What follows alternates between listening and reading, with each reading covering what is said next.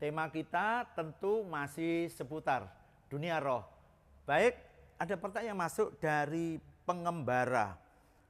Pastor Ari Suksmono, boleh bertanya? Boleh. Bagaimana cara melakukan pelayanan baptisan Roh Kudus? Apakah harus baptisan air dahulu? Ya, baik, saya akan jawab ya dengan buku saya. Jadi saya menulis buku dan ini mudah didapat di toko-toko buku terdekat atau silahkan menghubungi Lina, staf saya ya di video sebelumnya. Baik, bagaimana cara melakukan pelayanan baptisan Roh Kudus? Oleh karena yang bekerja adalah Tuhan, pelayan cukup mendoakan dan meminta kepada Tuhan agar orang yang didoakan beroleh Roh Kudus. Tindakan itu dapat dilakukan dengan menumpangkan tangan. Kisah Para Rasul 8 ayat 14c sampai 17. Mereka mengutus Petrus dan Yohanes ke situ. Setibanya di situ, kedua rasul itu berdoa supaya orang-orang Samaria itu beroleh Roh Kudus. Sebab Roh Kudus belum turun di atas seorang pun di antara mereka, karena mereka hanya dibaptis dalam nama Tuhan Yesus. Kemudian keduanya menumpangkan tangan di atas mereka, lalu mereka menerima Roh Kudus. Pengalaman yang sama terjadi pada Saulus yang menerima Roh Kudus ketika Ananias menumpangkan tangan ke atasnya. Selusin orang percaya di Efesus juga menerima kepenuhan Roh Kudus ketika tangan ditumpangkan ke atas mereka oleh Rasul Paulus. Sekarang juga telah diketahui secara meluas bahwa setiap orang dapat menerima kepenuhan Roh Kudus bila mereka menerima penumpangan tangan oleh seorang percaya atau hamba Tuhan. Berbeda dengan kondisi yang telah disebutkan sebelumnya, Kisah Para Rasul 10 ayat 44 sampai 48 mencatat bahwa Roh Kudus memenuhi orang-orang kafir di rumah Kornelius. Semua orang-orang itu kepenuhan Roh Kudus selagi mereka mendengarkan khotbah Petrus sehingga tidak melalui penumpangan tangan.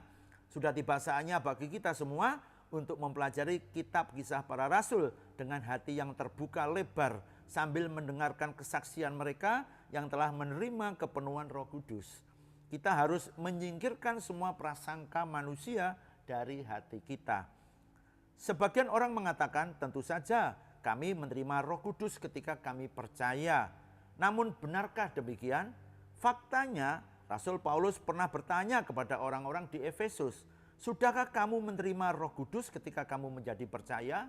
Kisah Para Rasul 19 ayat 2. Jika dengan sendirinya kita telah menerima Roh Kudus ketika mula-mula percaya, tentu Rasul Paulus tidak perlu mengajukan pertanyaan ini. Keselamatan diterima melalui kelahiran baru dengan percaya kepada karya Roh Kudus. Tetapi wibawa dan kuasa hanya dapat diterima bila seorang Kristen yang lahir baru menerima kepenuhan Roh Kudus setelah percaya. Para murid di Efesus tentunya orang percaya yang jujur. Mereka tidak akan merahasiakan apapun dari rasul ini. Kisah Para Rasul 19 ayat 2 mengatakan, belum, bahkan kami belum mendengar bahwa ada Roh Kudus. Betapa tidak beruntungnya mereka sampai tidak pernah mendengar bahwa sesungguhnya ada Roh Kudus.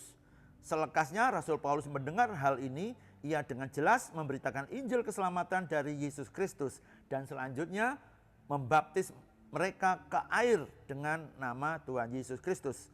Bersediakah Paulus membaptiskan mereka dalam air jika mereka belum lahir baru? Jawabannya adalah tidak. Orang Kristen di Efesus tentu saja adalah orang-orang percaya yang telah menerima Yesus Kristus sebagai juru selamat mereka. Tetapi Paulus tidak beranggapan bahwa mereka telah menerima baptisan Roh Kudus. Paulus pun kemudian mengadakan kebaktian untuk memohon baptisan Roh Kudus bagi orang-orang ini. Ketika Paulus menumpangkan tangan di atas mereka, turunlah Roh Kudus ke atas mereka dan mulailah mereka berkata-kata dalam bahasa roh dan bernubuat. Kisah Para Rasul 19 ayat 6. Jadi, apakah langkah baptisan air dahulu, kemudian baptisan Roh Kudus, atau bersama-sama? Perhatikan kisah sebelumnya. Setelah bertobat, percaya kepada Injil dan menerima Tuhan Yesus Kristus sebagai juru selamatnya, seseorang dapat segera dibaptis air sebagai tanda lahiriah dan dari keselamatan. Setelah itu ia dapat memohon baptisan Roh Kudus kepada Tuhan. Tindakan ini dapat langsung dilakukan setelah baptisan air bersama-sama atau berbeda waktu.